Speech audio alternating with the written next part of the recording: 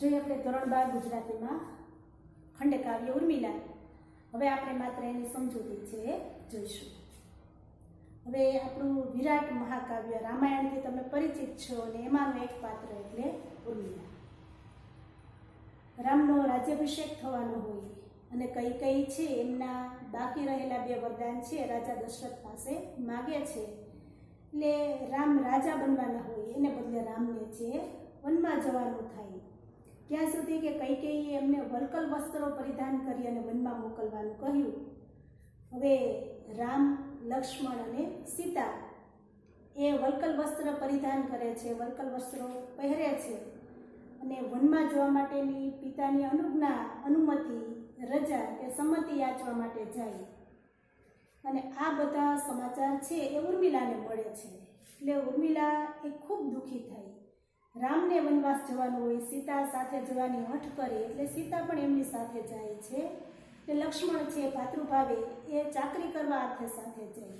હવે રામ, લક્ષ્મણ અને સીતા એ વનમાં જઈ રહ્યા છે એવા સમાચાર જ્યારે ઉર્મિલાને મળે છે ત્યારે ઉર્મિલા છે એ એમની એમ સમાચાર મળે ત્યારે જેમ ઊભી હોય એમની એમ બહાવરી બનીને ઊભી રહે છે. એ સમાચાર સાંભળતા એના મનની અંદર કેટલા બધા તર્ક વિતર્ક છે ઉદ્ભવે છે, પરંતુ એ બધા જ દુઃખોને, બધી વેદનાને એ મનની અંદર ઢબૂરી દે છે. આવું સરસ કાવ્ય જોઈએ આપણે કે શોકાવેશે હૃદય ભરતી કંપતી ભીતિઓથી ને ચિંતાથી જ્વલિત બનતી સંભ્રમે વ્યગ્ર થતી. એટલે રામ, લક્ષ્મણ અને સીતા વનમાં જાય એવા સમાચાર જ્યારે ઉર્મિલાને મળે છે એટલે એનું હૃદય છે એકદમ કંપવા લાગે છે, ધ્રુજવા લાગે છે. શોકના આવેશને કારણે શોક, દુઃખ, વ્યથા, વેદના, ગ્લાનિ.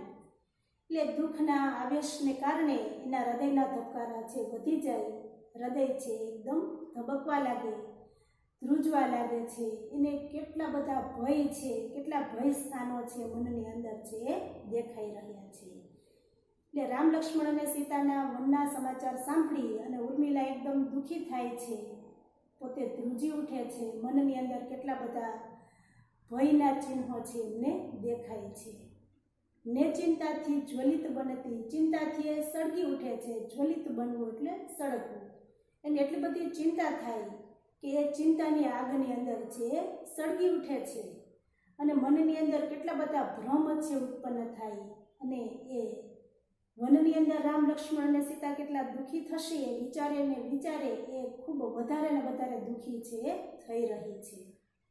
વારે વારે સ્વર સમજવા, બાકીના બધા હજી વાતો કરે છે કે રામ, લક્ષ્મણ અને સીતા વનમાં જાય એટલે એ સ્વરને સમજવા માટે, એના અવાજને, એ ઘટનાને સાંભળવા માટે કાન દેતી એટલે ધ્યાનથી સાંભળવું. કાન દેવું એટલે ધ્યાનથી સાંભળવું.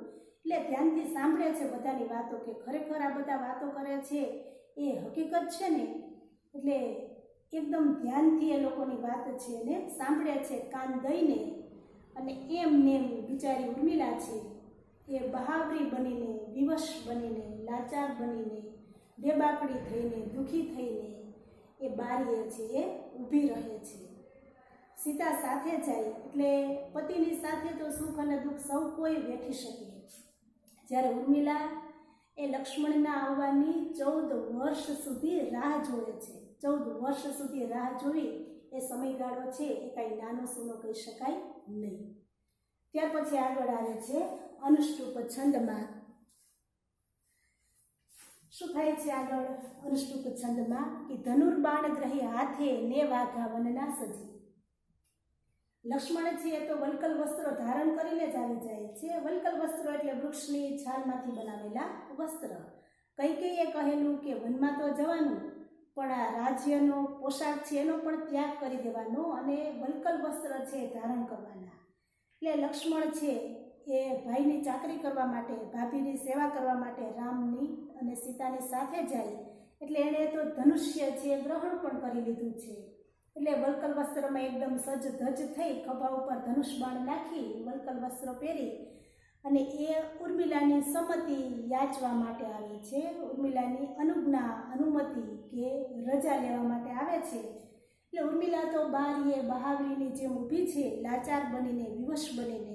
એટલે દૂરથી આવતા પોતાના પતિને જુએ છે તો એમણે ધનુષ્ય બાણ છે એ ગ્રહણ કરેલા છે, ધારણ કરેલા છે, વલ્કલ વસ્ત્રો છે એ પણ પહેરી લીધા અને એમ દૂરથી પોતાના પતિને વેગથી એમના તરફ આવતો છે નિહાળે છે, જુએ છે અને વલ્કલ વસ્ત્રમાં પોતાના પતિને જોઈ અને ઉર્મિલાનું હૃદય છે ચીરાઈ જાય છે. ઉર્મિલાનું હૃદય એ ભાંગીને ભૂકો થઈ જાય એટલે હૃદય એમનું એકદમ ચીરાઈ જાય, દ્રવી ઉઠે, દુઃખી થઈ જાય અને વજ્રપાત થયો શિરે. મસ્તકમાં જાણે કોઈએ વજ્રપાત કરેલો હોય, વજ્ર વડે માર મારેલો હોય, એટલો બધો આઘાત છે એને લાગે કે મસ્તકમાં જાણે વજ્રપાત થયો હોય એવું એમને લાગે છે.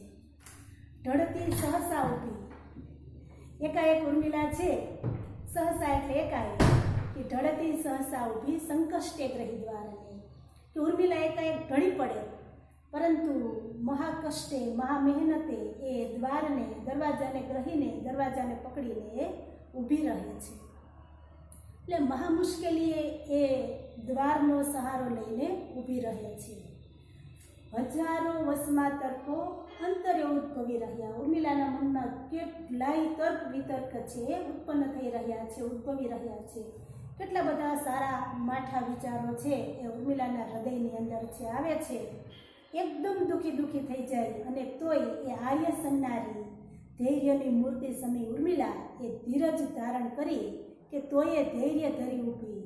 કેટલા બધા દુઃખના ડુંગરા એના ઉપર તૂટી પડ્યા. એકાએક પોતાનો પતિ વલ્કલ વસ્ત્ર ધારણ કરી અને ભાઈ ભાભીની સેવાર્થે વનમાં જઈ રહ્યા અને તોય ધૈર્ય ધરી, તો પણ એકદમ ધીરજ રાખી અને એ એના સ્વામીને, એમના પતિને સામે મળવા માટે એ દુઃખ હૃદયની અંદર રાખી અને મુખને સ્વસ્થ રાખી અને લક્ષ્મણની સામે છે એ ઊભી રહે.